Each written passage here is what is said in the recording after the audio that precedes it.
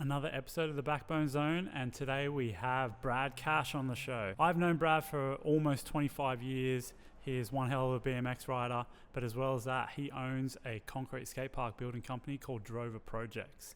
He's been doing that for the last 17 years and has built concrete skate parks all across the country, some very notable ones which you'll hear about in the conversation that I had with Brad. This is a really cool one because we go into what it takes to build a concrete skate park and what you as a rider can do to make sure that you're involved in that process.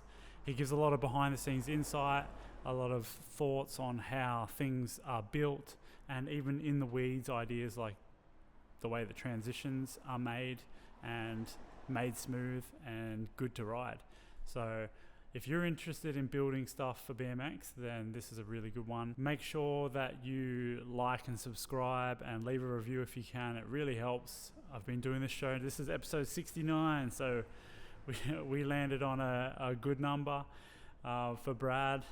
And I just would really love your support with liking, sharing, commenting, and subscribing. It would mean a lot. Make sure that you head to the website backbonebmx.com. We just ran stop 2 of Roast the Coast in Byron Bay, so that was a really good one. New videos out now as well, so make sure you check that out. But head to the website. We've got brand new stuff coming in the next couple of weeks, which I'm really excited to drop. But go pick up some stuff from backbonebmx.com. Stop 3 of Roast the Coast is July 19 in Caloundra Skate Park. So if you live anywhere near Queensland or anywhere in Queensland, then please come to Stop 3 of Roast the Coast at Caloundra Skate Park. Apparently, Caloundra's never had a BMX jam there, so I'm excited to bring the first one there. And let's keep this train rolling. But without further ado, here is Brad Kasch from Drover Projects. Brad, what's happening, man? Thanks for coming. Dude, actually, well, not even thanks for coming. This isn't even my place. Cam, thanks for having us. It's a sick place, eh? Brad, it's sick to have you on the podcast, man. Yeah. Stoked to not only have you on the podcast, but to be able to get a session with you just a couple of days ago was crazy, man. It worked a treat, eh? Yeah. Yeah. I was sort of glad the whole thing came together. Yeah. Thanks, Cam, for letting us use the spot. It's such a cool spot here, the creative house. Yeah, been for sure. Half a dozen times now. But, love coming to hang out in here. But it worked out really good. Like with the jam, tying it in with doing this, I was sort of hoping it would play out like this, hey? Yeah, for sure. Chance to catch up. Like I haven't seen you. It'd be.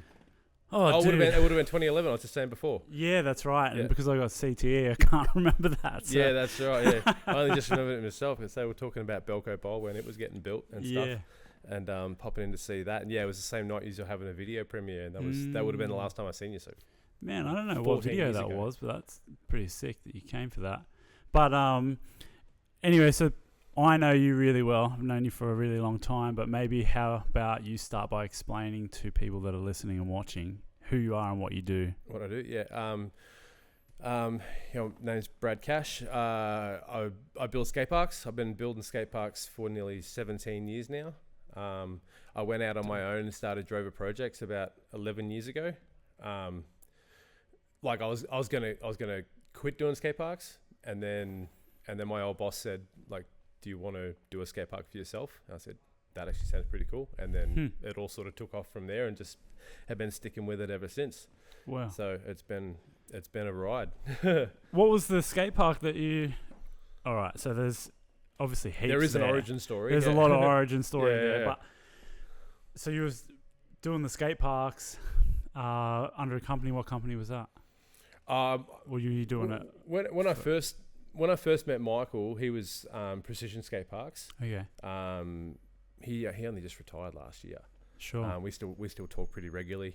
He's still a mentor and he's still giving me shit. Yeah, see. But no, I originally met him at Kilmore Skate Park when it was getting built, and I'd jumped the fence. He caught me riding the park before it was open. Oh man, and that was how I met him. Like I'd done my carpentry apprenticeship and I'd gone out subcontracting and was all sorts of washed up. Like I bought a house real young, wasn't paying it off. I was spending all my money on beers and fuel to drive to Canberra. We're going to Canberra all the time riding back then. So I was not being a very responsible homeowner. Yeah. and out trying to make a living as a subcontractor carpenter and whatnot. And it was just starting to get my shit together. And then sort of landed in the skate park building sort of game. But yeah, like I'd knocked off work for the day and was coming home through Kilmore in Victoria and seen, they've poured the flats at the skate park. And like back then always had the bike in the back, didn't you? Yeah. So pulled up and jumped the fence, and then Michael turned up with the handrails to bolt on. So he sprung me riding it. So I'm like, all right, fair enough. Like, and then asked the same question that everyone always asks, how do you get it so smooth? And then we just started having a chat and asked him about like, how do you get the coping to stick into the concrete, and all these like really foundation questions that everyone always asks.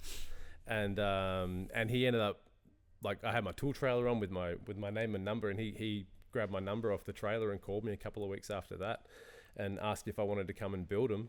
And Monday the week after that, I was driving to Hay. No shit. And Hay was my first skate park that I ever built. Wow. Yeah, which is sick. Damn. That's because I remember, it's funny, we were talking obviously before all this about like growing up, and Cam was sort of saying about talking like our lives together in this like country town. It's funny that like Kilmore was not even a skate park then. Like, people probably don't know like much about this, but like there was an era when skate parks didn't exist in every town. Few and far between. Yeah, few and far between. And in fact, like steel skate parks were kind of around. So it's crazy to me that Kilmore was in our area, and that was the skate park that led you to essentially building skate parks. Yeah, that's right. Yeah. Like, that's trip out. If it wasn't for that park getting built at that time, it could have been anywhere, sort of thing. Yeah. And so that was probably, what was that, 2005 or something? 2004? What's this year? Minus 17. Yeah, okay. It's like, it probably was later than that, because I moved away and there was no Kilmore skate park. Yeah, that's right. I think it was after you'd already left. Yeah. So it would have been 2007 or 8 or something like that. Yeah, so crazy. So it was it was somewhere in there. Like I say, I'd finished my apprenticeship, and I worked for like my girlfriend's dad at the time for a couple of years, and that was really good, but then that ended. And then there was like this period of time where like I had a house and I didn't know how to run a business or get my shit together, and I was way more interested in riding than in any of that. It was pretty grim there for a minute. Like I was getting up and getting ready for work and getting in my car, and I had nowhere to go. Oh man. And then I was just like driving through building estates and just pulling up a job, just saying, hey, do you need someone for the day? Sort of thing. Really? Like fully just trying to make ends meet. Oh, crazy, man. So wow, I was pulling money out of the bank before the bank could take my mortgage, so that I had money for food and, and fuel and stuff like that. So it was, but then as soon as I started with Mick, man, that Hay job, I think that was 4 weeks, and just never looked back. I've never worked harder in my life. That dude was such an amazing role model. Like I'd never even touched concrete before that. I went from being a carpenter that had never touched concrete or formwork straight into skate parks. Wow. And man, taught me everything I know, sort of thing.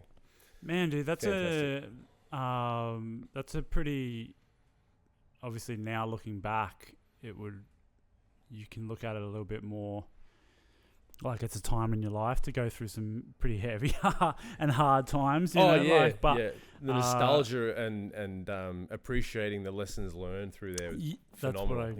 Like it's pretty surprising to hear that. Like, I met you, and you were living out in were you in Alexandra? Or I was still in Alex. Yeah, you were in I think Alex. we're at Camberwell skate park.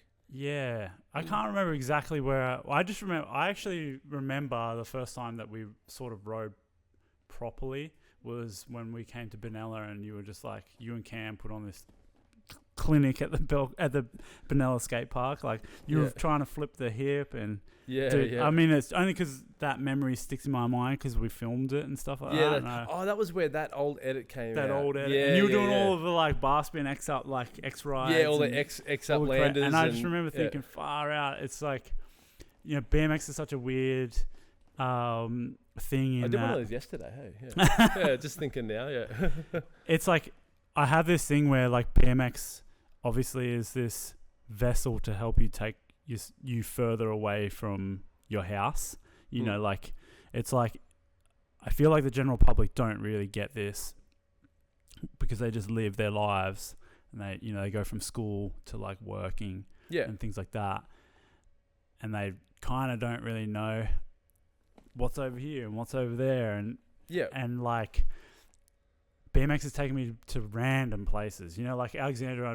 It's not like I'm like, that's a place that I want to go and visit, but because of you, it's like, damn, I want to go there. And the same goes with all these other parks that we're talking about. Like, absolutely, like it's such a weird thing that BMX can give you this ability to see the world in such a different way to the way people normally see it. Like, absolutely. In terms of like, people normally go to where tourist attractions are, but like for BMXs, it's like, I'll go anywhere, like whatever. Like, tell me where the skate park is. Yeah, that's right. Oh, it's in this country town. Like, cool, I'm going. It's its own little format of travel motivation, isn't it? Yeah. But that's like, and then what I mean by that is like when I met you, it's not like you were from this mecca town that was like had all these BMXs, tiny little town with nothing in it.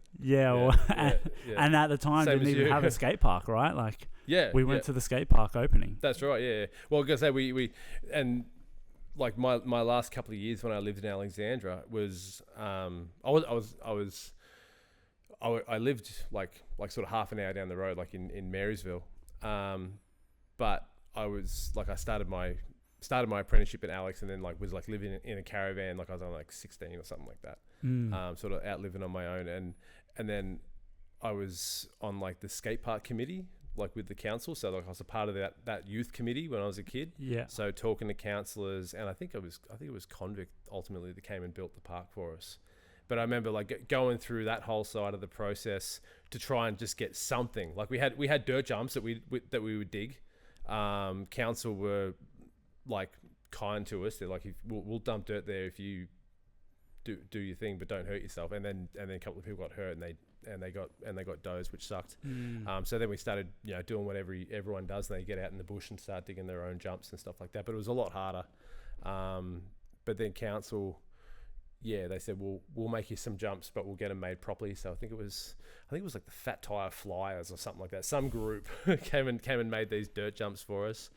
And then they left, and we started sort of maintaining them and looking after them for ourselves. So like they were like sort of semi-legit, but we ended up renovating them and keeping them rideable for ourselves. And then and then we're like petitioning to build a skate park just because we needed something. Like we were riding the high school, like little brick ledges, and the drop off out the front of the hall, and just all those little bits of stuff, the bank jumps off the side of the road and things like that. Just finding whatever you can find to do to emulate all the stuff you're seeing in the magazines for sure back then. It's actually really crazy to talk to you about this stuff now, and then being in the room with Cam, who's people can't see him, but he's behind the camera. Yeah.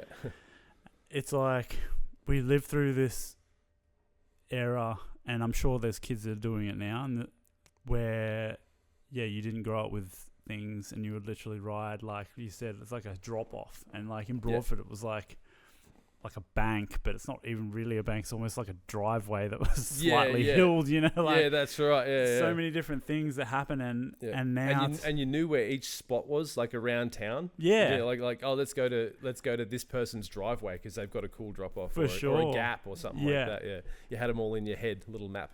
It's such a trip out. I think that and we're obviously going to get into the whole skate park building stuff, but I wonder if it's these people that come from towns that don't have it all that then end up being able to have the drive, like yourself, to then move into something like skate park building. Like obviously it was Mike. So Mike probably saw like the enthusiasm and the passion, which probably doesn't happen too often, That's it. Well, sort of tongue in cheek, like you catch a carpenter in your job site riding the thing, yes, I was doing the wrong thing, but obviously ticked a couple of boxes at the same time. Yeah. So hence the job offer. So I'm waiting for that to happen to me now. You know what I mean? Yeah, for sure. Dude, oh man, that'd be crazy. Yeah. So what parks were you building? Not that I want to encourage it. No.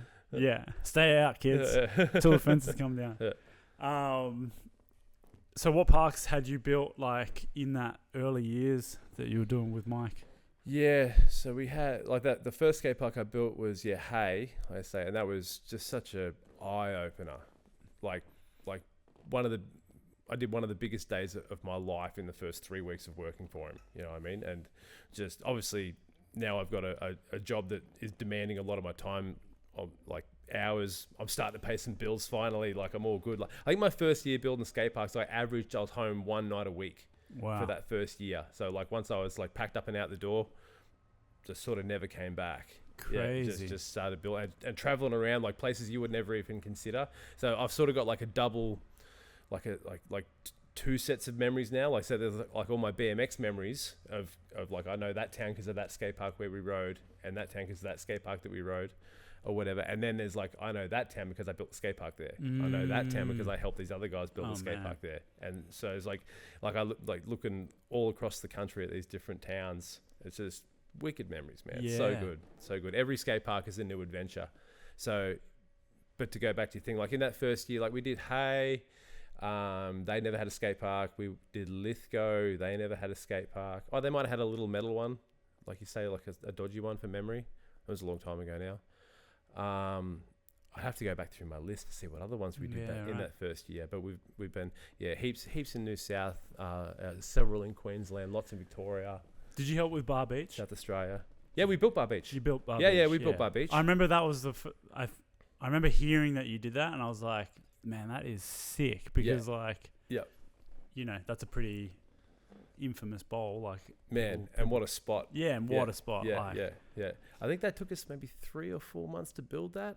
Interrupting the podcast to talk to you about SODI hydration. I know what you're thinking. You don't need any supplements, but this is like the type of supplement that everyone needs to be aware of. And it's electrolytes. Especially with BMX, we sweat like crazy. Even when you don't, just from day-to-day life, you lose like 2 liters of sweat, and in that sweat is electrolytes. So you have to make sure that you replenish those electrolytes with an electrolyte supplement. It's not enough to just drink water and think that you're getting hydrated. You actually need to replace the minerals that you're losing in sweat with an electrolyte supplement. SODI is Australian owned. It comes in these little sachets. They're super easy. You just mix them with water. Got no sugar, no crap in them, amazing flavors. I carry these literally everywhere I go. SODI has been really awesome because not only are they helping you out with replenishing electrolytes, but they're looking after the BMX scene in Australia too. They've been a supporter of Roast the Coast. They're coming on board for ACTJam 2025. So if you want to support a brand that not only looks after your health, but looks after BMX in Australia, then I suggest going to the website sodi.com.au, sodii.com.au/Tyson, and use the code word backbone to save 15% on your order. So that's sodi.com.au/Tyson and use the code backbone to save 15%. Try it out, and now back to the show. Yeah. Wow. Yeah, man, that was hard work. It was so sick though. Yeah, I think that was probably the up until then, like that was the biggest bowl that he'd done. He's done bigger since then. Okay. Michael, but yeah, up until then, that was the biggest bowl that he'd done. Yeah. So that was just like we'll get into it, but like the big curve screed that we use, like that wasn't normally it's a 3-person operation. That was like a 6-person operation to use that screed just because of the size of the thing. Yeah, right. Yeah, wow. So the nuts and bolts of building such big ramps. It's fun to work, hard work, but heaps of fun. Yeah, man, that's sick. Like I remember being so just so proud. Like it's so funny because I was like, you know, living in Canberra at the time. Yeah, and then we actually went for, I don't know when that park was built, but we went down to Newcastle up to Newcastle, sorry. Yeah. From Canberra. Everyone does that. For a riding trip to film. Yep. And I was like, man, I'm pretty sure my mate Darbo built this. And I couldn't believe, like, at the time, like, I was like, you know, we're so used to going to skate parks now. Like, everyone's so, BMX is so used to just going to skate parks, but you don't almost make that association with like, oh, there could be someone that you know that's actually like building these things. There's more to this park than just riding it today. Yeah. There's a whole story behind it. And that's kind of like one of the things that I at least want to make sort of visible to people. It's like, it's literally a dude like yourself that I've known, BMXer through and through, that's then gone and had, the ability to be like, this is, It was such a rad opportunity. Like it's the same with you with Backbone. Like I say, we've been too busy to talk for the last 10 years or whatever, but still see everything that you've been up to. You're pumped to just watch like where BMX has led people, sort of thing. Yeah, like for sure. Cam's in the same boat now. Like we've all sort of done completely different shit. It all comes back to like that same little group of dudes riding sure. at Benalla and Broadford and whatever. Dude, I have spoken about this a little bit to a few people, but I feel like the BMX mentality is like the thing that carries people through. It's sort of similar to what I was saying with the small town. Like there's something about BMXers just being able to like figure out how to make shit happen, And I feel like even though you probably don't realize it with the building of skate parks and the fact that you're jump the fence right in the park, but like BMXers just make it happen because they don't see things in this like, oh, you have to go get a degree, get this and that, like work a job for here. It's like almost like just through willpower and passion and like that's it. Showing there's so much you can do an before eye you do that. for things. Yeah. Like I see so many people like BMX photography, then all of a sudden now they're shooting like fashion photography, like and things like that. Like, or even like exactly what you said with Cam. It's like BMXer was shooting photos, but then also doing some other stuff. Now he's gone on to do all these other crazy things. There's so many things that happen. Just how it evolves. It evolves, for sure. Just from a mentality though of like definitely, having like I built my own dirt jumps at my parents' property as well, and they said like you can dig a hole there for your dirt and then make whatever you can do, but you can dig it all by hand. I dug the biggest fucking hole, man. I dug like a dirt bowl. So like I dig this big enough hole and then I just transition all through that. And it was up next to a tree with a tree ride and all that sort of stuff. Yeah, but short of that, like there was so little to ride. You had to be motivated. So and it's sick. Like we just had it now in Tatura, or every time I go and build a new park in a town that doesn't already have a park, you just get like you see those first few kids come out and they go, "What are you building?" I'm like, "A skate park." Yes. They just get so jacked. It's like you sort of get to relive it again for yourself. Like I remember that in Alex when the park like when the fences went up and you start to see the ramps getting formed up. You're just amazed. It's so sick. Like you get excited for the local kids for sure to be able to do it. Like we just finished one in Tatura down in Victoria, and awesome old park, like with all the metal ramps and stuff like that. But it had this 7-foot quarter with like a 6-foot radius and a foot of vert. Oh wow! Like it was hectic. I think we might have ridden it back in the day once. I don't know if I've ever ridden Tatura. Maybe. Definitely ridden Shepparton a lot though. Definitely rode Shep. Yeah. Well, one like the local pro sort of thing in Shep now, is Jack.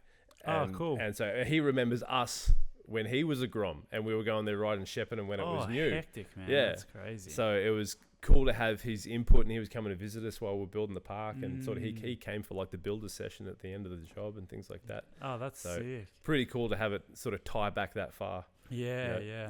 Man, speaking of Shep, do you remember that dude Josh Tickell? Was it? I was just thinking of him the other day as well when I was there riding. A freak, man. Did he change his name? Did he? Yeah, to Jimmy Kicks or something. Really? Something funny, is that wasn't right? it? But I just remember. I hope that wasn't someone talking shit to me. But I thought that's so funny. Yeah, he was a sick rider. Yeah. I think it's just like going back to what you were saying about going like meeting in Camberwell, and my memory is just so shot. But like it's so funny how there's like just this era. I think someone posted the other day. Who was riding Camberwell skate park or something? But it's like, oh, that's right. We spent so much time. Down there, like that happened last night at dinner with Nathan. He said something about Camberwell skate park. I'm like, I haven't even thought of that place for the longest time. Oh yeah, I know. Man, Like, now I want to go back there and ride again. yeah. Someone posted. I think it might have been Claw, and I think I was like, because I'm having this cool. I don't know if Renaissance period is the way to describe it, but it's so sick to like connect with you dudes again, because it's like it's not just nostalgia. It's almost like we get to see where everyone's at now, and then we all get to collaborate now. It's not like we're just sitting around like old dudes like with our ability like, when we're doing the exact same. It was like the perfect vision of it was like your mum's face at the jam on Saturday. It's like the three of us standing in a line, and she's just like, you all look so much bigger than I remember. Yeah, I was like, we're not 16 anymore. Like, it's so funny. Yeah, yet doing the same thing. Yeah, that was such a good day, man. It was so. I haven't been to a jam for years. I couldn't tell you the last jam I've gone to. It was so like relaxing and cool. Yeah. Man, watching Pollard air in that bowl is insane. Yeah, he's a beast. Like you like a 10-foot air on Instagram is one thing, but you stand next to there, do it, and it's just mind-boggling. Yeah, so awesome. Yeah, well, heaps of those dudes shredded that bowl. Yeah, so many dudes were shredding. I think that's what, like, since you say that about like seeing it on Instagram and then seeing it in person, like I was saying it to you at the jam, but it's like that's why I want to put on all these jams so much now, because it's like you don't get like going to jams and getting the memories. Like, I mean, look at like us all going to Canberra for Act Jam 2005, which is such a different time. I haven't really told this story to anyone, but we know it. When we went, it's not like we even really saw anyone because it was pre-internet. Yeah, that's right. We just went to the skate park. Yeah. Everyone was like, I think they're coming to whatever. Turns out it was like, and we're just going like this, like, we're here, the crew's here. And that's right. Yeah. Like, you'd end up missing them. Missing everyone. That's right. Yeah. But it doesn't even matter. Like, it's like it creates such a strong memory, and then we're all like, you just end up building this crazy time that happens in your head but also happens in real life, and that's what I think is missing from BMX today.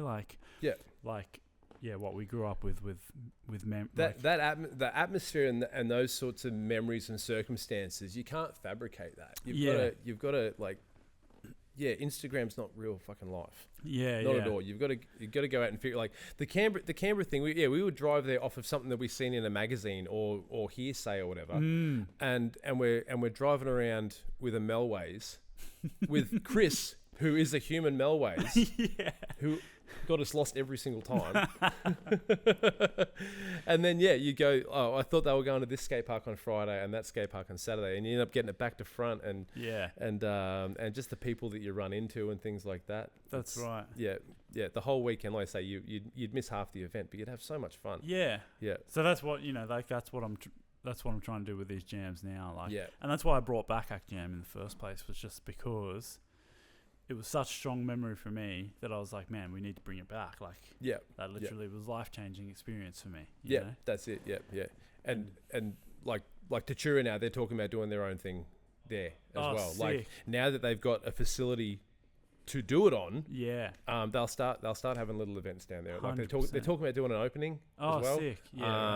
But they just got to suss out their funding and all sorts of stuff like that. They had big issues with their funding. Like, we got that done with like 7 days to spare before their funding disappeared. So really? They were nearly going to have some potholey roads for an extra couple of years. Wow. Holy moly. So there was a whole there's like outside of the actual building of the park, like ticking all those boxes and meeting those deadlines and stuff like that. We'll get into it more. But everyone was happy at multiple levels with that job. Sick. That, and they can start to have those jams. And there's heaps of kids in Tatura. Hey, way more than I realised. Oh, cool. That's sick. I got like a big box of stickers, and I probably went through, I don't know, maybe a quarter of them or a third of them. Right. I try and give every kid gets a sticker. Dude, it's sick that you've actually got cool stickers too. You know, like. I know that sounds funny, but like, it's just the logo and stuff is like, man, you just want to wear it anyway. Like, you know, I've been to some things and you're like, oh, thanks for the sticker, but I'm not even going to stick it on anything. I'm going to put this away. So it's like cool to have this, like. Like the you old want to rep it. the old stickers that would come with the magazine. Yeah, yeah. That, like would last like a month. That's right. Yeah, the paper ones. Yeah, the paper ones, and then they'd fade out, or you try and take them off, and it would just leave like a paper square on there. Yeah. Well, like, let's actually get into the specifics of a skate park. So, like, and maybe I'll definitely post up about Tatura because it's your most recent skate park. Yeah. But maybe if you don't mind me going through it, maybe we can go through like the process, and maybe you can even give a bit of insight as to how, maybe you know some ideas on how to approach your council or what it is or the costings that would be involved in building a skate park like that. So that then kids are like, okay, I've got a clear idea of what I can get. Yeah. You know, like, because I think that would be important. It's something that never gets talked about with skate parks. Like I said, it's like a secret thing that no one talks about. Yeah. So maybe, like let's start with Tatura. Like, how much would it cost for a council to get a skate park like that, which is obviously a pretty sick skate park, if you don't mind me asking. Yeah, it's awesome. Yeah, so I think that like the particular circumstances with Tatura skate park was they'd been trying to get a skate park for a long time. They had this federal funding sitting there ready to go, but it's sort of a bit of like a conservative community. Mm-hmm. So they were getting a lot of pushback from the oldies. They wanted to put it in this spot that was more like in the main street. Which is a good idea. Yeah. It sort of goes away from the old attitude where you want to hide the skate park and hide the kids. Mm-hmm. When a council does that, that's sort of what encourages like the more negative behavior. Yeah, like delinquency. Yeah, the more that sort of stuff. Yeah. Which has its own sort of pros and cons as far as growing up and life experience. But for little kids' safety and passive surveillance and things like that, having it out nice and visible is a good thing to do. Unfortunately, with Tatura, they couldn't do that because the site that they wanted to go on was like the old servo, and the ground was all toxic and stuff like that. Sure. So there was always EPA stuff why that wasn't viable. Mm-hmm. But the oldies were having none of that. They didn't really have a choice. So the skate park stayed in its original site, which is still pretty visible, which is fine. But by the time they had all that argument, they were running out of time, and their funding was going to disappear. Wow. Yeah, more often than not, you can get extensions and stuff to your funding. I'm not particularly schooled with that side of it at all. But for some reason, this one was like they were going to lock the door and burn the building down. Like the funding was going to be gone by this date, so it had to be done. And it wasn't a small budget. I think by the end, by the time they finish, they're going to do some more landscaping and infrastructure around the skate park. It'll end up being about a $500,000 package. Okay. What we built at Tatura. Yeah. But so we win the job, and the big thing was like we can get it done in time. Mm-hmm. Yep. And we had to really hit the ground running. So I involve a designer that I collaborate with regularly, Wade from East by West Design.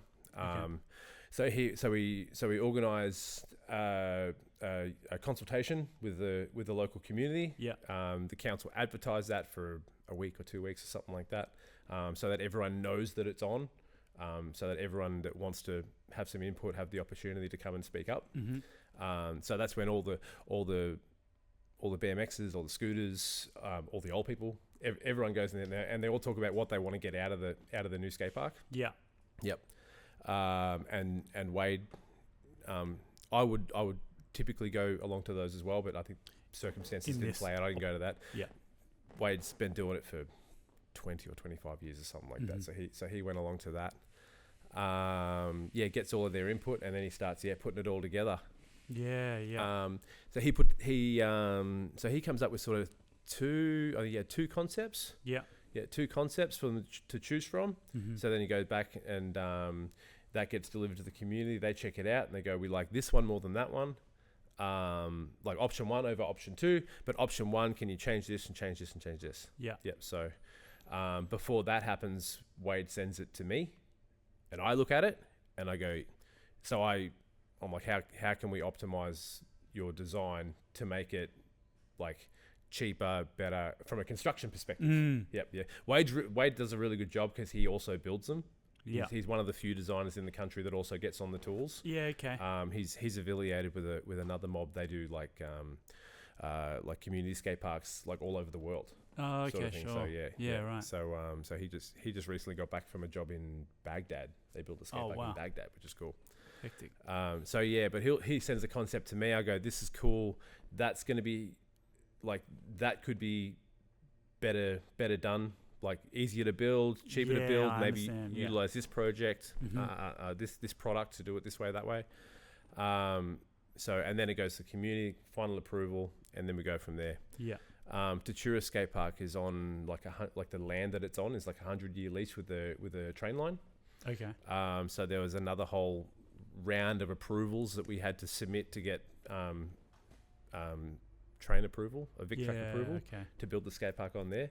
And all of this is just eating away at the timeline. The timeline. Yeah. So I'm pushing, like as soon as I had the green light, it was fences up, starting to demo the old metal ramps on the park, getting all that cleaned up and out of there. Once I had the footprint, as soon as I had the footprint, I'm trimming grass off. We're talking to the engineer. I said, what are your earthworks requirements for the engineering? So as soon as I have that, now I'm bringing in Phil, putting it all in properly. Like as I'm getting the emails with the specifications, I'm putting it together. Yeah, wow. Yeah, so just right on, like we're just down this thing's fucking throat, hey. Yeah. Building it. So, get on the phone. I said, what are your reinforcing requirements? So I'm ordering mesh. I'm buying all the coping, like extrusion. So getting all that cut and prefabricated, ready to go.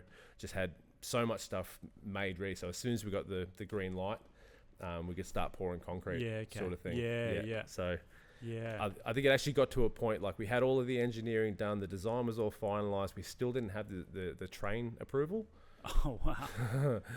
And it got to a point where I said, council, that we're going to run out of time. I need you guys to give me permission to build, like to start pouring concrete, like officially, even though we don't have this permission. Yeah. So that way, if they come back and say we've got a problem with it, like you guys have like approved it, sort of thing, and it's sort of not on me. Fortunately, like that same day it came through. Okay. Like I think they called them about 20 times, and they someone finally picked up the phone and said, "Yeah, you can start building." So interesting. So and then we'll just straight into pouring. So skate parks are sort of poured, like you obviously don't pour them in one go. Like they're all poured sequentially. So depending on the situation, like you'll pour like the platforms first, and like the platforms for the bowl or for the quarter pipe, and then you'll pour the transition, and then you'll pour the flats at the bottom. Yeah. There's a few different variables, like depending on the circumstances. Like every build is different. Yeah. So sometimes you'll do the transitions first and then pour the platforms. Some people have preferences. Just depends on who the builder is and what the circumstances are. Yeah, sure. Yep. So, but with when you're building the skate park, well, say you go from the design concept and you're about to build, or even prior to the design concept. Yep. Is there things that you have in mind for a park when you get there, or is there things that you maybe even ride at other parks that you're like, oh, I'd really like to try and create something like that at the next park that I build? Definitely. Yeah. Coming up with a cool design is such a subjective thing. Like everyone has their own version of the best park, or whatever, And I was, and I've sort of said to a couple of people, I'm like, draw your favorite skate park, and that no one can do it. You've got your favorite feature, but integrating that with the rest of a park and then having it work is quite challenging. Yeah, for sure. Because that's, I guess, what I wanted to, pick your brain about, because it's something that it's a pretty it's a bit of a sticking point for a lot of riders these days. A lot of people who have been riding, skating, whatever, for a lot of years. Yep. And they're seeing parks get to this, like, almost like the next step from a children playground. You know what I'm saying? Yeah. And I guess as you being a skate park builder, what do you think about that sort of thing? Why does it happen? 100%. And then how can someone, to go back to my original question with like someone who's looking to try and get a skate park built in their area, how do you make it so that you can try and get more of what you think would be more fun to ride forever? Yeah, absolutely. What's tricky with the skate parks, like Darbo, the BMX rider, 6 foot, 8 foot, 10 foot, big hips, sick rails, love it. Like I would have that everywhere all the time. But like Brad Kasch, like the dad of a little boy, we need to have stuff for him, sort of thing. Yeah. What's tricky with the skate parks is it's public infrastructure. So it's got to tick. It's got there's such a wide spectrum of users that want to get value out of it. And there's just not like these small communities. They've only got so many dollars to put into it. So if at the community consultation is the big one. Yeah, is the big one. So I was pretty personally invested with Tatura because it's close to home. I know some of the local riders and stuff like that. We used to go there riding. So like I was on the dial to the local riders, like, make sure you go to these consultations, because if you don't, all the scooter kids are going to go, and it'll all end up like this. All right, yeah. This is really easy for me to build. Yeah. But I don't want to do that. I want to make it big and fun so that I can enjoy it. Yeah. You know what I mean? Yeah. But then as a parent and seeing kids that want to learn, and seeing kids that have bitten off more than they can chew too soon and hurt themselves and quit because of that is heartbreaking. So that's my big motivator, to make sure that everyone can use the parks safely and progress properly. Everyone's learning curve is different. Like some people just go bruh and they just figure it out super quick. It's just having a bit of empathy for the other people that are trying to learn. Everyone learns differently. For sure, yeah. I think that's something that if I asked myself 10 years ago to design a park, I'd be like, whatever with the little kids, who cares? Yeah, exactly. I totally understand that there's especially now becoming a dad who's got this 4-year-old that wants to ride skate parks and stuff like that. And it's like, no, you're not. You're not dropping in at that's right. Even the 4-foot quarter, you're going to go arse over and absolutely rail yourself, But that's right. I've kind of got this thing where I think that councils, because it's not on you, right? As a skate park builder, you're just providing the service of what you said the public wants for the community. That's right. Yeah. But I think there's a big thing that's not happening at the moment, which is educating the councils or the towns that these are now seen as tourist attractions. In our lifetime, going to all these places, you would go to whatever town it was because they had a sick skate park. That's right. And even with this Byron thing, the jam that we put on the weekend, however many people stayed over the whole weekend, that's actually bringing money into the towns. Yeah. And I think that people don't realize that that doesn't happen when the skate park is only 3 foot tall or whatever. You're exactly right. It happens when it's has more challenging aspects to the park. Yep. So it's just a really interesting thing. It's like a conundrum, you know what I mean? I understand exactly where there needs to be a need to provide for the entire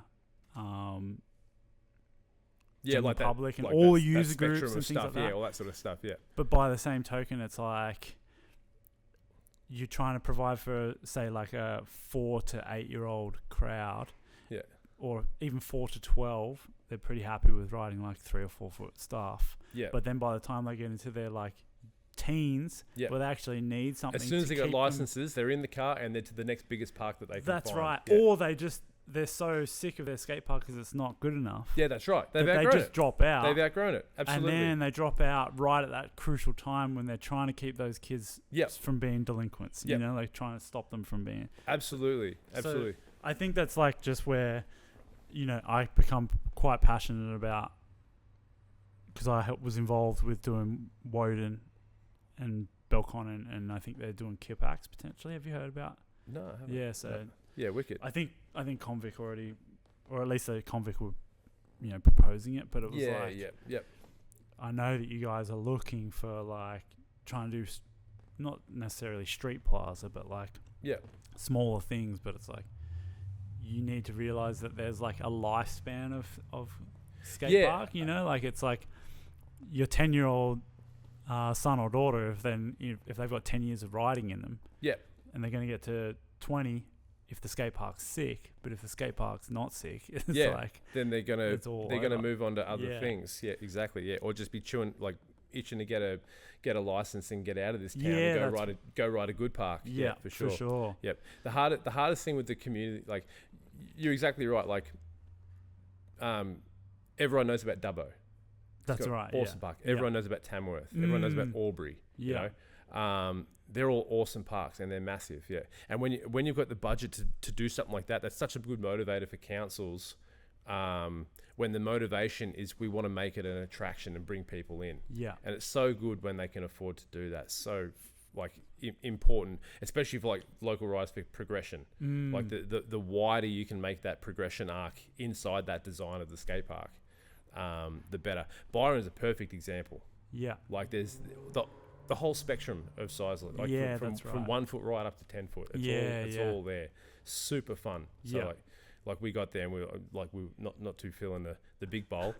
Yeah. So we went and had a ball in the rest of the park. And had a great session still. Yeah. Yeah. So you're exactly right, but it's hard with the count. They're trying to keep the little kids occupied and happy and active and stuff like that. And when they haven't got the budget, some like those big ramps are expensive. I was sort of trying to think about it for this today. It's like a house, like a single story house costs $300,000 to build a house, for example. Yeah. To build 10 of them would be $3 million. Right. To stack them up and make a 10-story building costs $50 million for some reason. You know what I mean? Yeah, like sure. As you go bigger, like it compounds. Like there's like more earthworks. It's like massive safety thing. It just has a way of compounding, like doing those bigger ramps, which is what makes it really frustrating because I particularly want to be doing big ramps that riders can enjoy because I'm a rider. But the councils just they can't afford it, and they're only looking at the sprawl, like the bigger their area, the better, sort of thing. Sure, yeah, right. So that's interesting. Like part of my like what I sort of pitched to Tatura is like I'm a BMX rider. I know that you have a strong BMX community in the Shepparton area. I'm not offering you a bigger footprint. I'm offering you bigger ramps. You know what I mean? And we did it that way. So that was attractive to them. Oh, that's pretty sick. Sort of thing. Yeah. That's really cool. Yeah. I think that's like a really cool thing to note, like with, Drover projects specifically. Yeah. Is like you are literally like I said, we rode together on the weekend. Yeah. And you're literally like able to say that to councils, like I think that's a really important thing. Yeah. It's funny, like like obviously rider-owned BMX shops and whatever has been rider-owned has been a really popular term. Yep. For good reason, because we've kind of got like BMX's best interests at heart. Yeah. And I think that's where like it's really important that reaches past like what you think about in BMX, like in that narrow box, like because obviously skate park building, I don't necessarily think about it as being like, oh yeah, BMX owns that company, but you do. Yeah. And I think I don't know, it's just really cool to be like, oh damn, there's like more ability to, now that kids know that if they're getting skate parks in their town, there's a good rider community, like they need to be like, yo, councils, you gotta get Drover on this thing. Drover knows what they're doing. Hopefully the transitions are going to be much better with exactly. Because you could get like Joe the concrete to build it, and he's just going to absolutely kook it. Unfortunately. That's right. Yeah, well, unless Joe's a user, you know what I mean. Right. Like I think I'm the only BMX rider that I know that builds park. The only other one was that I'm aware of was Josh Met. Oh, okay. You know what I mean? So he started with us because like he's from Albury, so he came on and helped us build Wodonga skate park back in the day, and then he ended up going on working for Convic, and so he's done a heap of skate parks. He's a brilliant concreter. Oh wow. He's not doing skate parks anymore, but I'm trying to think about it. I think we're the only two that I know of that are riders. Okay. Oh, that's sick. If there's more out there, I haven't found them yet. Yeah. But short of that, like all the other skate park builders are either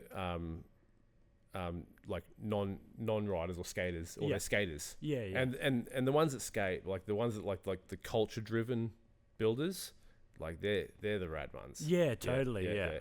And there's not many of them. Like I think there's only like 12 skate park builders in the country. Yeah. So and I'm pretty sure maybe two of them are like non-skating. Oh wow. And then the rest of them, they're all skaters, and then I'm the BMX riding one, sort of thing. Yeah, that's sick, Yeah. man. Dude, I got to try and get you to do an extension at Bundaberg or something far out. Yeah, be there with bills on. Be there with bells on. Yeah. I've been trying. Yeah, I love building them, man. They're so fun. Yeah, that's so sick, they're man. Fun as they're hard work. Yeah. Yeah, they're very hard work, but you sort of you get onto the like certain people just have a mentality for it. I don't know, like you froth on it. For sure. Like those first 2 or 3 years of building skate parks with Mick were the hardest of my life. Yeah. You know what I mean? Like I grew up in the bush, like with like digging post holes with my old man and stuff like that. Like I thought I knew how to work, and then I started building skate parks. It's absolutely grueling. Oh man. You know what I mean? Like you're sweating your ass off in summer, freezing in winter, and wet. And you know, like trying to keep your gloves clean and dry, and you get like concrete burn, and it's absolutely grueling. Yeah. And then maintaining that precision and that accuracy, like with the buildings. Like everyone's gone to the skate park that like that big slump lump under the coping and stuff like that. Yeah. From when Joe the local has concreted it and doesn't know that when you spray concrete up into a transition that it's all just going to slump down and make a lumpy ramp. Yeah, so how do you stop that? Like how does that even... It just seems so crazy, because I've tried to do the one, I don't know if you remember back in Broadford at the BMX track, we did concreting it on we tried to build like a couple of quarter ends on the Yeah, berms. I do remember. Dude, yeah. And we had no form work. We were literally just putting fucking lumps of concrete. Just a pile of bags concrete. Of cement. Yeah, I do remember that now. Dude, it was so... yeah. But I mean, that was our quarter pipes. It's so funny that we did And it worked that. a treat. It worked. Yeah, I mean, it worked a treat. But we did a DIY. My friend Zach, actually, he's super proactive at just like DIY. Dude, I got a crazy story. So he found a spot. I'm not going to say exactly where, but if you've been to the park, if you've been to it, then you know, because I don't want to get him, in trouble. But he ordered a concrete truck and he got a truck of concrete delivered to this place that was not his land. Yeah. And the concrete truck driver was like, "Oh, what are you doing here?" And he's like, "Oh, I don't know what we're doing." Like, yeah. They just sent us, we just got to get rid of this concrete. And meanwhile, there's like me and like a bunch of other dudes, like half a dozen of us, just waiting for this concrete to come so we can barrow it around. Did you at least dress up like council workers or something like that to try and? I think maybe a couple of us did have high vis on there. Yeah. It was like private land. Yeah. But it was in the middle. It was like literally on one of the busiest roads, just near Belconnen, and we're trying to shovel, this fucking concrete up onto the quarters, and I was thinking to myself as we were doing it, like, how is it the dudes how do they do this so well? Because you see the you were saying you've got like a giant screed, is that right? Yeah. So how does that even work? So like before that, like initially, first thing, like when you're pouring this thing, you would have got normal concrete. Yeah, which is for doing flat stuff. Which is all good. Right. So what we do, what I say generically, is similar to how they do pools. So it's spray a shotcrete. Yeah, okay. Yeah, so we shotcrete it. So there's a special additive silica fume which you add to it, which makes the concrete really claggy. Sure. Like you can nearly like settle it on your shovel and turn your shovel upside down, and it'll sort of half stick before it falls off. Wow. It just makes it a lot more sticky. Okay. Yeah. Which is what helps it to stay up. So between that and then you attach this giant compressor to your concrete pump and you spray it in. Yeah, wow. Which I don't know. I've seen people people spraying it. So doing the shotcrete that way. Yeah. So like we'll have a quarter pipe all formed up or a section of bowl or whatever, and we'll spray it all in like that. And then we have a big curved screed that we do. They do it differently all over the world, sort of thing. But here in Australia, this is typically what we do. Big curved screed, which is like obviously a rolled piece of steel. Like we make them. Yeah. Like it's a lot of handmade tools. Yeah. So we get this piece of steel rolled up to make a screed out of. We'll do a notch out of it for like your coping bonk. Okay. And then handle at the top, handle at the bottom, couple of loops welded, like it's all welded steel. Yeah.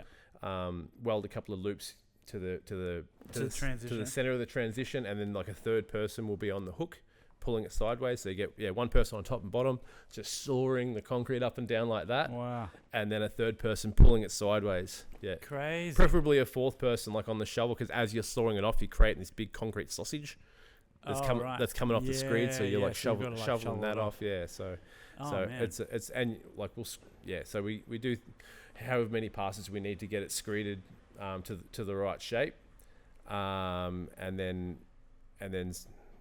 because of the vertical nature of that screed, it doesn't slump like that. So the next parts after that is letting the concrete set up enough, and then hitting the concrete at the right time to be able to flatten it out, and then smooth it out, and getting all the bumps out of it and filling all the holes in without it slumping like that. Oh, right. Yep. So with those screeds, have you got like how many different, I guess every different size quarter that you... Every different size quarter? Yeah, exactly. Well, I was just saying with Bar Beach, that was the biggest curved screed we'd ever made up until that point. Yeah. So I think he's made bigger since then. I've double checked how big Brunswick Bowl was, because we did that one. I think that might have... Oh, man, that's pretty tall. That might be deeper. Yeah. Yeah, that might be 12 foot. I have to double check. Yeah, right. Yeah, but Bar Beach was 11, and that was the biggest screed we'd ever made. That was like 2 people on top, 2 people on the bottom, and then 2 people on the side. Yeah. So because we were talking about, because those screeds, that's essentially that's your transition. Yeah.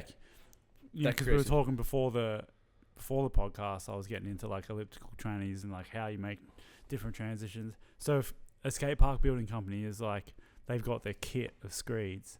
Yeah. Are they more or less likely to try out new ones, or they just know formulas that work? Like you would know, you've got formulas that work for 6 foot quarters. Like yeah, that's right. Yeah. So so a 6 foot quarter, you've got multiple options. Like so 6 foot is 1800. Yeah. Right, radius. Yeah. So you can't go tighter than 1800, otherwise you're going to start to go oververt. If you put a 5 foot radius on a 6 foot quarter, you're going oververt, right? You can appreciate that, yeah. But then beyond that, like Kilmore mini ramp does 1800 radius, so 6 foot, and it goes 2 vert.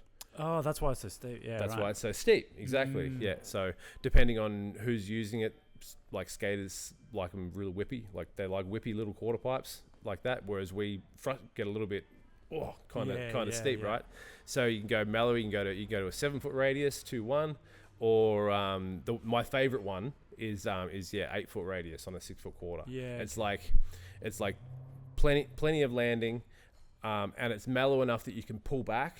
Mm-hmm. You know what I mean, and get like a nice air sort of thing. For me, that's my favorite radius for a 6 foot quarter. Yeah. So, and then it goes really nicely against the 8 foot quarter with an 8 foot radius. Goes 2 vert. For me, anyway, that's what I really like. Yeah, that's what I really like. So some guys like them to have a bit of extra vert, so they might go a 7 foot radius with a foot of vert, maybe. Yeah.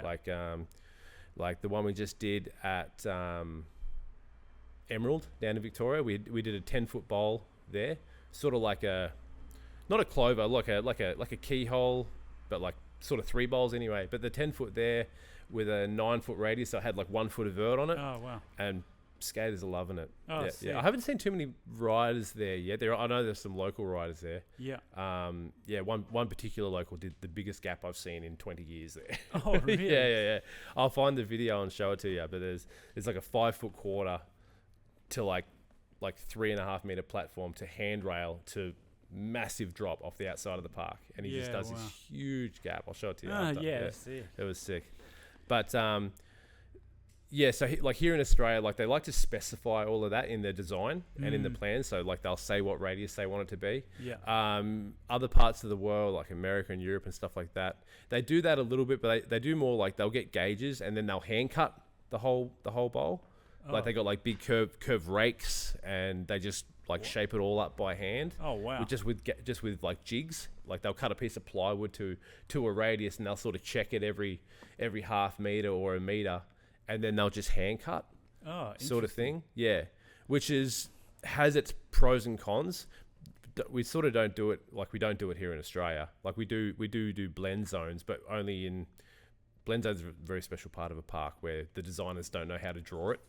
Yeah, so they just say you need to make this bit up yourself, which are like the really nice. They're the really rewarding parts of the job, Yeah, like the yeah. waterfalls in bowls and stuff like that. Oh, right. Yeah, but in America they'll do the whole bowl like that. Okay. So they'll just cut little lines, just little guidelines, and then they'll hand cut the whole bowl and trail it all up. Oh, hectic. Yep. I didn't know that. Yep. Which they get some good finishes, but there's a degree of consistency there that's lost because of that. So we like to do it this way because it's a lot more uniform. And yeah, there's a degree of consistency there, but we lose out on a lot of creativity because of that. Like I think that like rules in America and Europe are a little bit different. Okay. It seems like they start with more just a mud map of like they'll draw themselves a picture of a cool park, and then they'll just build it off of that. Oh, Whereas where it's here, it's all got to be signed off, and engineered and approved and specified and stuff like that. So because of that, like requirement for transparency, like they want to know what's getting built, we really need to screw down on those details, exactly what radius it's going to be, and with all like liability and litigation and and insurance and stuff like that. So part of what makes it challenging. Part of what makes it challenging here. Is there things like certain radiuses that become more of a liability, or certain aspects of the park that become more of a like? A lot of that comes down to like the standards, just typical safety standards, like falls without like fencing with handrails and stuff like that. Yeah, exactly. So I think there was one spot at Tatura where we had to put like an extra little piece of roll in there just to sort of tick a box. Otherwise, it was going to engage the need for handrails. Yeah. Okay. So which is all just sort of standard, like Australian standard stuff. Well, I think it's just really interesting to know that sort of stuff, and like people that are listening, they get to see that you can't just like wing it, like you have to be able to adhere to the standards. As frustrating as it is, that's right. I mean, we're all a little bit older enough to have gone through all of these hoops with certain aspects of. But that's part of what makes all the DIY stuff so cool. Like say the concrete stuff you did down at the racetrack in Broadford back in the day, like janky, make it up yourself, heaps of fun, and digging your own trails and building your own setups at home and things like that. You can get away with so much more than we can in the public infrastructure sector. Sort of thing. Which is but we're always pushing to do more and make the designs cooler, and let's say tick more boxes for more levels. Like they talk about like beginner level parks, intermediate level parks, and then expert level parks. There could and should be a lot more expert level parks. But it just always comes down to funding and the motivation of the locals. So we always try and talk to the councils about like these kids are going to grow up.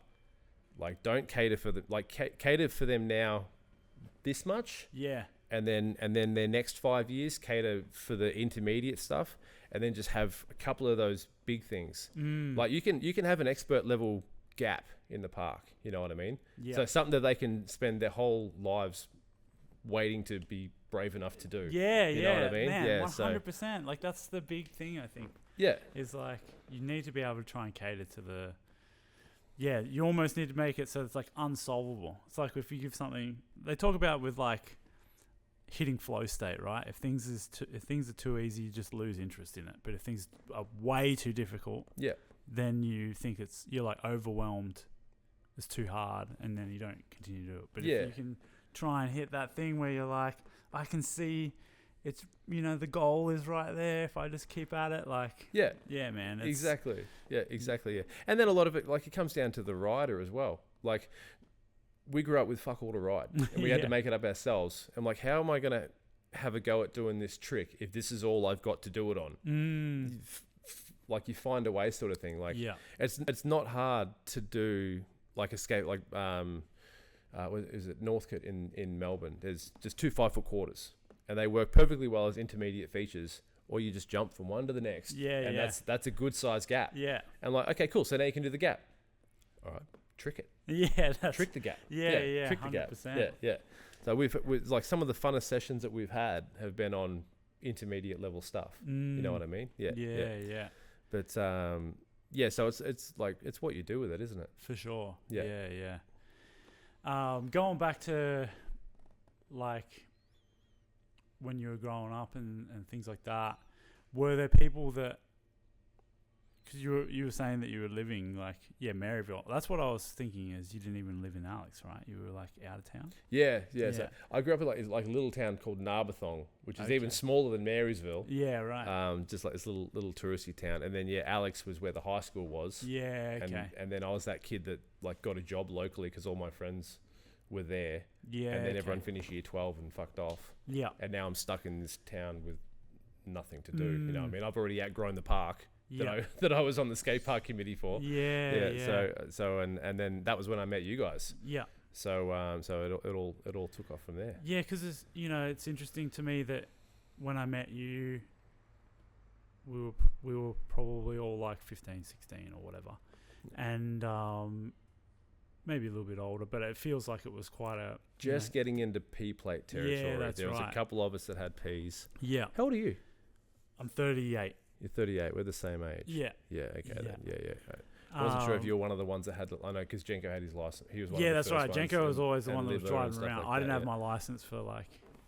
Yeah, he was at the start of the year, and then like I was in November. Yeah.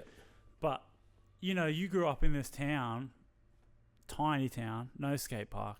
Was there anyone else riding? Yeah, there were riders. Okay. Yeah, there were riders. Who were early influences, and even like how did you meet Cam and things like that? Yeah.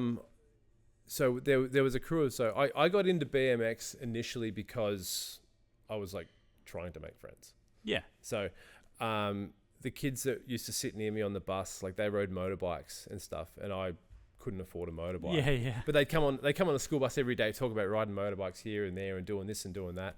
And then they're also talking about their BMXs, and they were making these jumps that were like a foot tall. Yeah. And it was all about, I made this 4-pack, and then I jumped the whole thing and landed to flat. Like clearing a jump was like landing flat afterwards and stuff like that. I'm like, I can't afford a motorbike, but I can afford a BMX. So I went and got one of them just so I had some reason to engage with other people, because my family were all horse riders. Oh yeah. So I was like playing out in the bush, and I was always building stuff. Like I always liked building cool things and mucking around. So I was always out in the bush making huts and camping and stuff like that. But to try and make some friends, I wanted to get a BMX. It sounded really cool. So I bought a BMX. Would have been like BMX Press or BMX Plus or something like that.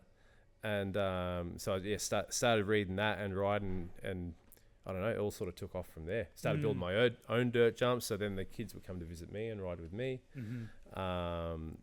But then they all grow up and get over it, don't they? Yeah. So I just always remember at the time being like, man, Brad lives like by himself in a caravan, like working a job, like, and then riding, and then you had an FBM, I think, at the time. You had like didn't you have like a live wire or something like that? Or the blue bike. It was the blue bike. Yes. So what happened? Like by the time I was riding, there were other guys that were riding. I left school, started my carpentry apprenticeship. They all finished school and left, and now I'm just stuck in this town by myself. I still didn't have a license yet. I was only 16 or whatever. I moved out of home early, just because of work, like logistically or whatever. But then now I'm an apprentice, I got to go to trade school. So I had the choice to go like Wangaratta or Shepparton. I chose Shepparton because I had a brand new skate park. And it was there that I met Libba, and Libba worked in the bike shop in Albury. And he's the one that sold me the FBM live wire. Sure. I didn't even remember what that bike was called. Yeah. Good one. And from there, he said, "Well, next time you're up for trade school, we'll come and visit you." Benella's only half an hour down the road, so that was when Camel turned up, and we had that fucking mad session, and you were doing a show at Benalla like in a month. Oh yeah, that's so right. So that was how we all came together, was at that show, and then the rest was history, wasn't it? Because I think there was 3 shows that I remember that. I mean, you probably did 4, or more than that. But like, I remember there was one where it was like 2 ramps, like kickers. Yeah. And I remember all ramp to dirt. Ramp to dirt, yeah. And I remember that one being quite massive. and then there was 1 year where it was like a ramp to dirt and then like a left hip to dirt. And that was like a little bit later on, I felt. Yeah. But the one that sticks in my mind, like you were trying fucking backflip tail whips and. Yeah, that was that year with the. That's with the hip. year. Yeah, So that was because we had a tipper truck as a roll in. So that was the one before that was the 2 straight jumps, I think. So you were doing, and Cam was trying double it. Like I've got dude, all vented thought like videos and shit. I'd probably be sick to find. Have to dig those up. Yeah, dig those up. Yeah. Man, you have to find the fucking computer that I.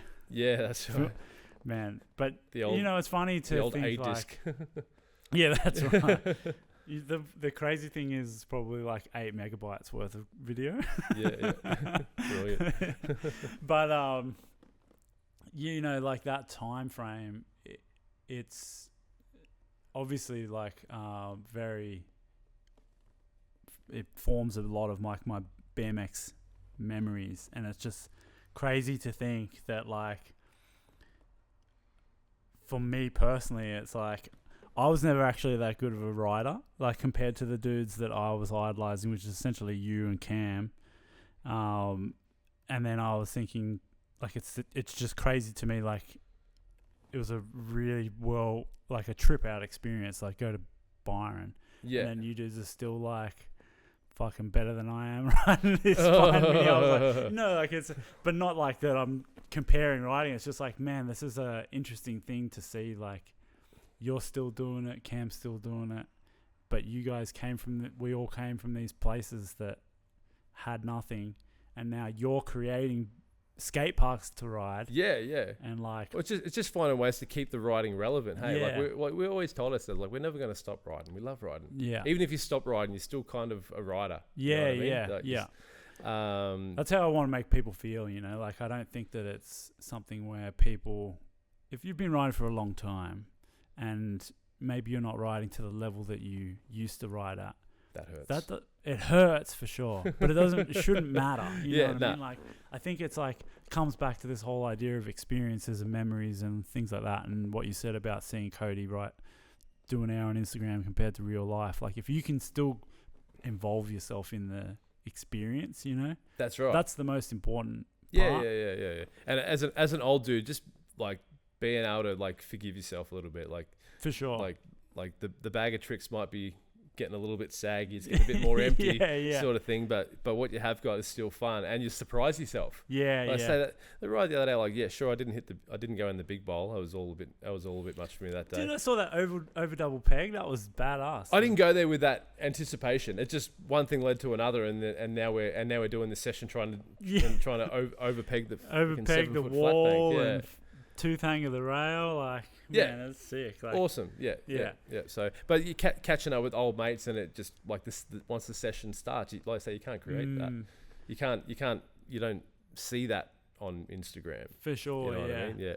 Yeah. I think that was sick fun. Hey, and like Josh is funny, man. He was on one on Saturday, man. He was making me laugh. Yeah. He's got some things to say, old Josh Irvine. Funny dude. Funny man. Yeah. I didn't recognize him straight away. He came up and started chatting to me. And I'm like, yeah, cool, going on. A couple of minutes. He's like, do you know who I am? I said, nah, man. Yeah. He's like, Josh Irvine. Oh, shit, fuck, how you doing? Yeah. He's like, yeah, I got old. But no, I had a great time. Just jibbing around, riding a bit of street. Then we ended up like sessioning the small bowl with the spine and stuff like that. That was so fun. Yeah. And then those 10 little kids got in there for like half an hour straight. That's the longest train I've ever seen. Hey, it's so good. Like, are they gonna stop, man? I know. Yeah. Cam's having a coronary just watching them. That's it, man. Yeah. So what's next? What are you doing now? You've just finished Tatura, obviously, because you were able to make it to Byron. Yeah. So what are you doing now? Yeah. So that one's all finished. So I'll be home for about a month now. So I'll like get some time with the family and stuff like that. That was the other thing I was gonna say. Like, hardest part with the skate parks is like the home life management stuff. Once you get a bit older, like a lot of dudes drop off, just because the demands of home get really tough. But another thing, so I'm home for sort of 4 or 5 weeks, do the family thing, the school holiday thing, and then we're off to Merimbula, we've got one on the foreshore that we're doing at Marimbula. Oh, So sick. yeah. It's like the same size as what we've done now, but it's a little bit more skate orientated. Okay. Like it's like there's a couple of 5 and 6 foot quarters, but then there's like some pretty cool rails. So a bit like sort of plaza-y stuff. Yeah. A few creative little paws and like some slappy curbs, like with the skateboarding and stuff like that. Okay. Which will be like very fun Yeah. to make. Yeah. I'm looking forward to it. Yeah, I think there's a pretty strong skateboard crew down Marimbula way. So. Oh, there is? Yeah. Yeah, good as. Have you ever seen Pambula? I think I hit you up. Yeah, you were talking about it. Yeah. So we're going to stay in Pambula. Oh, cool. Yeah, we got that park.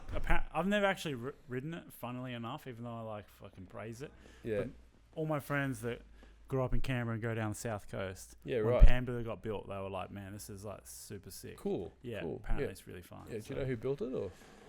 I don't. Nah. No. Yeah, that's a good question because I think it's a kind of almost like a one-off. I don't think like Convic or anyone Yeah, right. built it. It's got a pretty hectic. I'll have a sniff around. Find out who because it's got like a crazy standalone like pool coping, almost like a vert wall.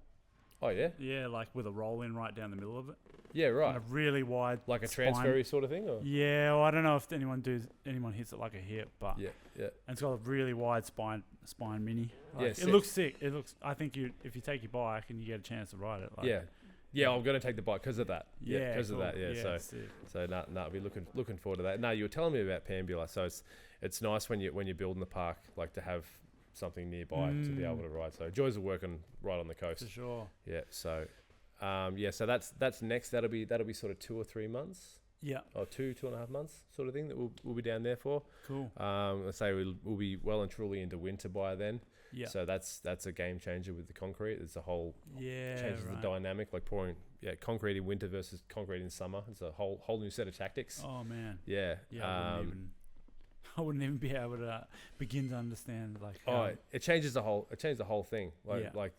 Just how the concrete responds to the environment and stuff like that. Like I always said, like carpentry is like maths, and then concreting is more like sort of chemistry. Yeah, right. Sort of thing. It's so much of it comes down to like the circumstances of the day. Mm-hmm. Yeah, I was doing it a little bit at Byron the other day. You can sort of walk around and like look at the different pours that they've done, and you can sort of like see like that looked like really nice pause, but like something happened here. Yeah, something happened in this spot. Yeah, I don't know whether it was someone or something, but something happened over here. Like it's got a bit of a story to tell. Oh, that's pretty over here. Yeah. That's pretty interesting. Yeah. You see like a chip out of it, like a patch in a wall. Like what was that?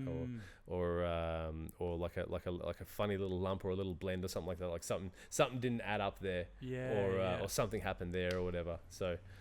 Never things that like take away from the usability of the park, but just like for me as a builder, like seeing a little bit of personality in the park sort of make it fun to go and look at. Yeah, that's interesting.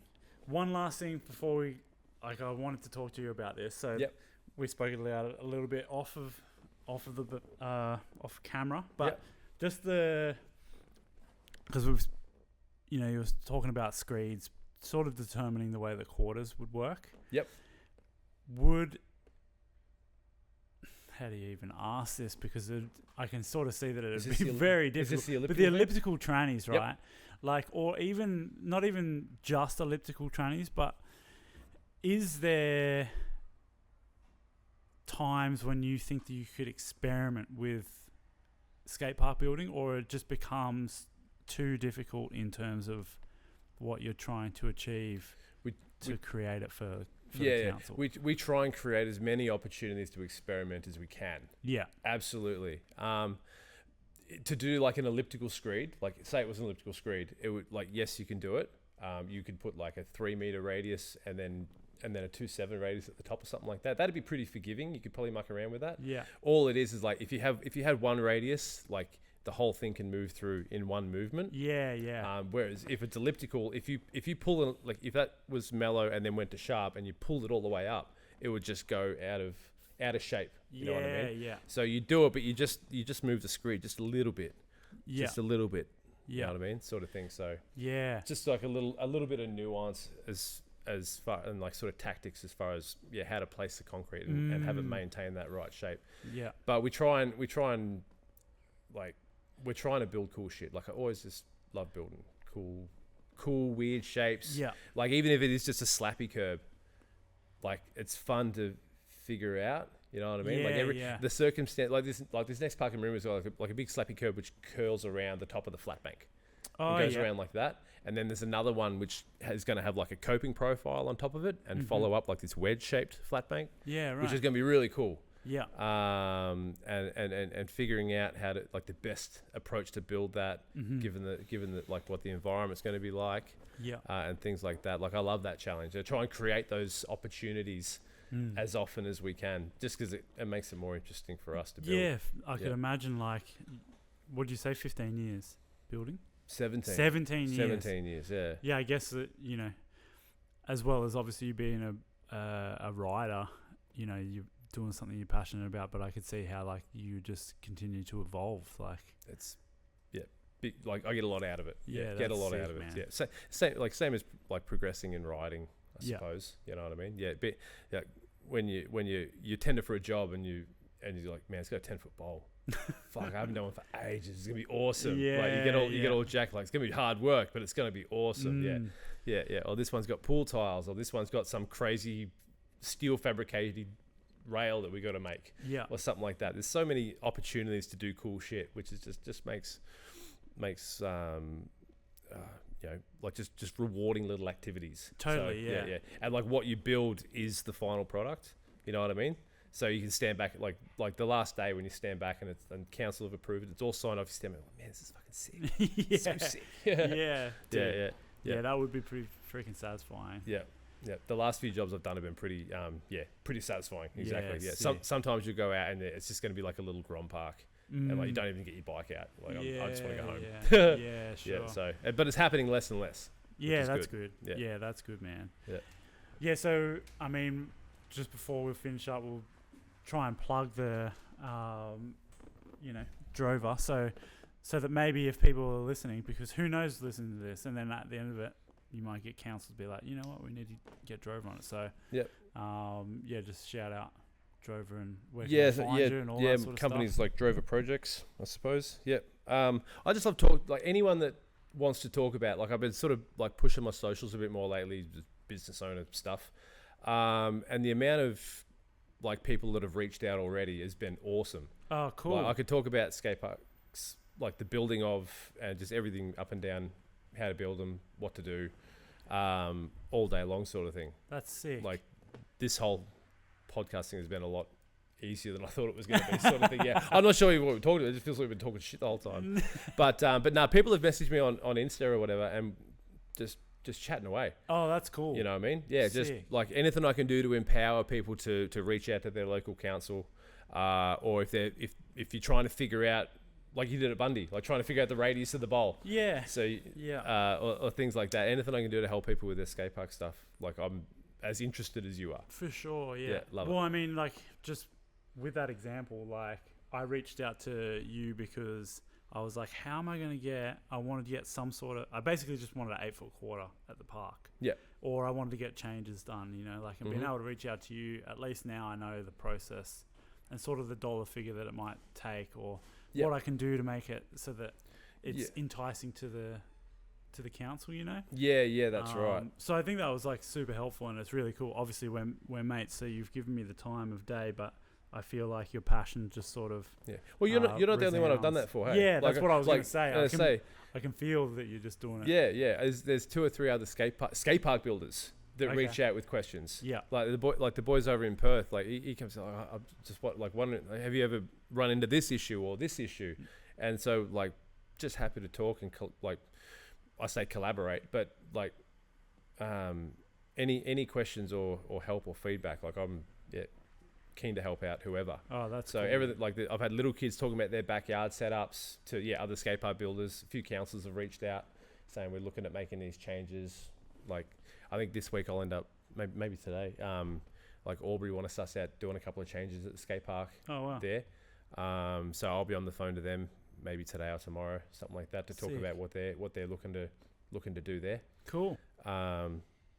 just into it. Yeah, that's awesome, Great. man. Yep. Yeah, sick, dude. Well, one, thanks for coming on the podcast, and stoked to see you. Still killing it, and It was not just on a bike, but with everything else. It's like crazy to see. Yeah. It was sick to be able to tie it in with an actual ride. For sure. You know what I mean? Make a whole thing of it, and like I say, with finishing that, like I came up here on the plane like on a cloud. I was so excited. I was so pumped. Yeah, frothing. Sick weekend at Roast the Coast. Thanks for sponsoring Roast the Coast too. It's been awesome to. Easy. Yeah, it's cool, man. Yeah, no, easy. No, I'll go on the next one as well. I might not make it to the next one. Yeah. But we'll see how things play out down at Maroonville. If I can steal away for a weekend or something like that, we'll that'd be cool, man. see what I can hustle together. Hell yeah. Yeah. Awesome, dude. Well, yeah, thanks again, brother. And my pleasure. Thank you. We'll get another ride in for the next 20 years. For sure. Yeah, I know. Yeah. Hopefully not that long. Yeah, that'd be good. All right, brother. Legend, man. Thank you. Cheers. See you, mate.